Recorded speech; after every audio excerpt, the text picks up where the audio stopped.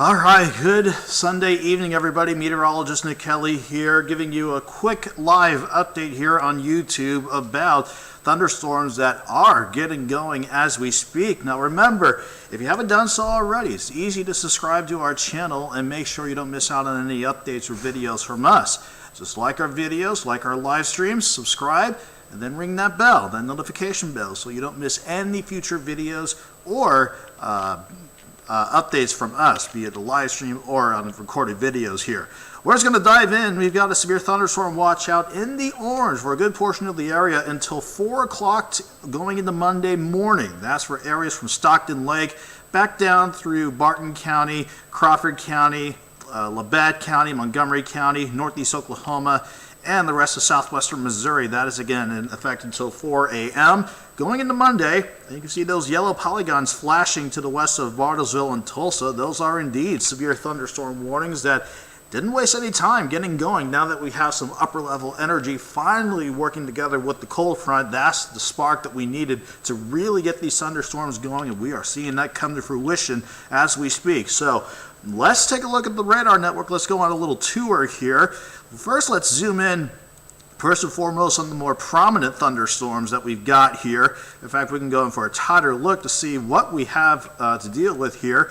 We do have severe thunderstorm warnings out for parts of northeast Oklahoma. That's at least parts of Osage County in northeastern parts of Oklahoma. That's for quarter-size hail and 60-mile-per-hour wind gusts. That is for central Osage and north central Pawnee County. That is until 11:30. We can pan to the south a little ways to find this severe thunderstorm warning. That's in effect until 11:45. That's the storm working over Pawnee right now and working toward Hominy. That one's a little stronger. It's 1.5 inches in diameter, the hail sizes. That's about ping pong ball size hail, and even wind gusts pushing to 60 miles per hour. So far, it's all been radar indicated or observed potentially as the capable sizes by the Weather Service meteorologists over in Tulsa. And not to mention, we have another little severe thunderstorm warning. That's around Enid and Billings. As you work in the more north-central parts of Oklahoma, we'll query that one for you. That is for southwestern Cade, northwestern Noble, and northeastern Garfield counties until 11:30. The Weather Service out of Norman thinking they could see ping-pong ball-sized hail out of that storm in addition to 60-mile-per-hour wind gusts. With that said, we're going to reset our view here. If I can find that home view here on our toolbox here, because we're getting our thunderstorm action going as we speak. There wasn't really anything to speak of on the radar back when we were on the air at 9 o'clock and even on the late edition at 10. Now we are beginning to see a broken line of showers and thunderstorms really get going. So this is what we're going to focus on before we break down how the rest of the night goes, and even as we go into Tuesday and the quick glimpse of the 7-day, if you missed it on our newscast at 9 and at the late 10 o'clock edition here on Fox 14. We are looking at,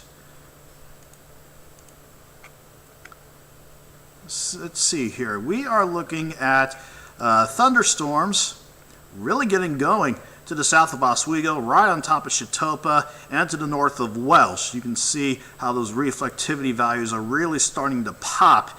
That is where the strongest of the storms are. In fact, I want to see if I can find another way to gauge how tall or how strong these thunderstorms are.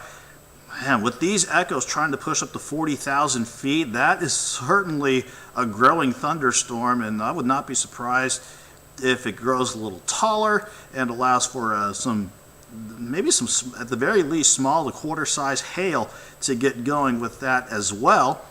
And sure enough, we're hearing some thunder here at our studios as well. With that said, I'm going to readjust our view here so we can pan to the north and the east, and we got a couple of lightning strikes around our TV station here. But we are getting just a developing storm around Mineral, Columbus, just to the west of Lawton, and approaching Scammon and Weir as well. We got another little heavier shower developing on the south side of Pittsburgh, not too far from Kansas Crossing Casino, and where you can go west on 400 over to Parsons. Then, just a broken batch of thunderstorms working from Minden Mines to the north of Lamar. That would also include areas around Doylesport, northern parts of Barton County, a weak shower around Montevallo, and then to the north of Stockton Lake. That is additional heavy rain and some thunderstorms as well. So how is this going to unfold for the rest of the night here? Well, we're going to deal with these thunderstorms getting going over the next few hours, and this is where I think we'll see the peak of the hail potential here, because as these storms get going, they're going to have some strong updrafts, and really cold air aloft is going to support some hail sizes ranging between quarters and up to about golf ball size hail, potentially, if we can get some really good updrafts going to take advantage of those cooler temperatures aloft. That being said, I'm just double checking on my end over here just to make sure everything else is looking good, and hopefully everyone made it through the day okay and dealing with these thunderstorms as they really get going.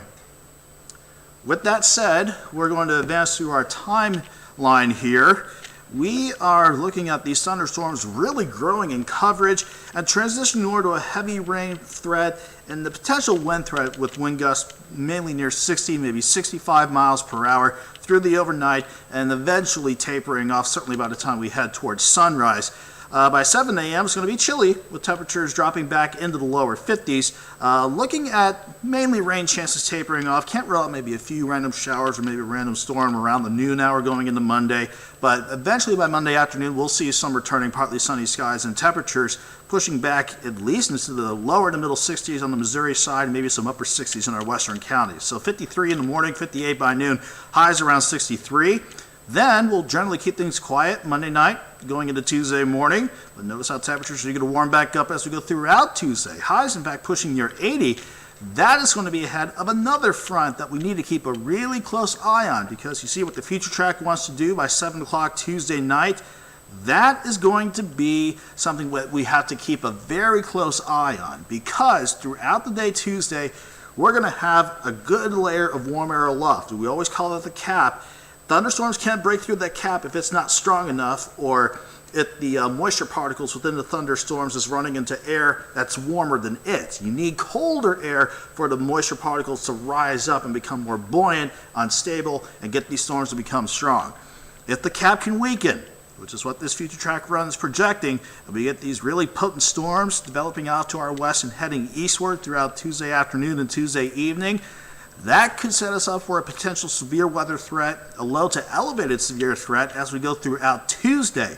From about 5 o'clock Tuesday afternoon and maybe until midnight going into Wednesday morning, we're going to have to, so far, elevate all of our potential severe threats here. We've got to watch out for tornadic supercells, large hail, high wind, and certainly heavy rainfall. And then on the 7-day forecast, we are dealing with just more rain chances once we get into the Easter holiday weekend. But with the dry time, even with the rain chances, temperatures are generally mild throughout the course of this week. 63 for your Monday afternoon, pushing 80 for Tuesday. And then after the morning rain and thunderstorm chances clear out Wednesday, we'll bounce back to about 64. Mostly sunny, looking dry Thursday. Once we get past a cold start at 37, we'll top out around 62. Looking at 63 Friday, 65 for Saturday, and 66 for Easter Sunday. But starting on Good Friday, Saturday, and going into Easter Sunday, we'll watch for returning rain and thunderstorm chances as well. That's just a quick look at how things are going so far, everybody. Doug and I are keeping a close eye on things as well. In the meantime, we'll just continue to keep an eye on these storms as they continue to